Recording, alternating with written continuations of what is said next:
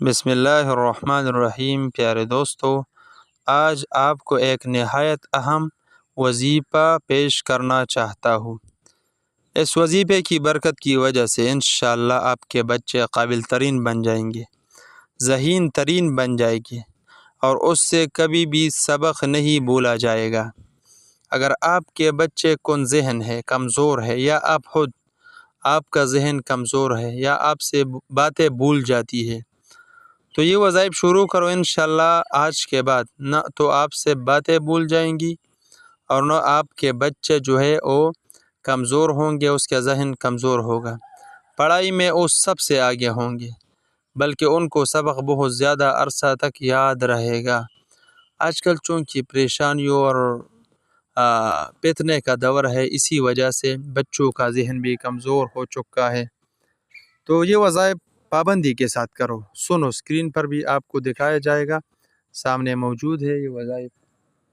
سب سے پہلا جو وظیفہ ہے، سورہ الم نشرح لک۔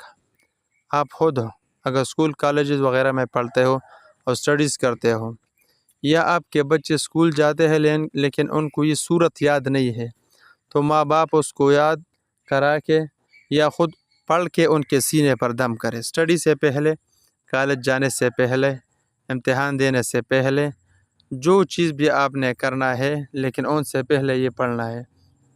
آپ نے سورہ الم نشرح لک آخری پارے میں ہے، 7 بار پڑھنا ہے، اپنے سینے پر پونکنا ہے، یا اپنے بچوں کے سینے پر پونکنا ہے۔ اور پونکنا کا طریقہ بھی میں بتاتا ہوں۔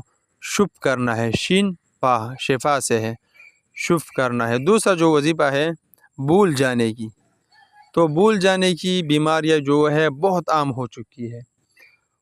آپ نے ہر نوالے سے پہلے، کھانے کے وقت ہر نوالے سے پہلے یا واجد جل جلالہ، یا واجد جل جلالہ، ہر نوالے سے پہلے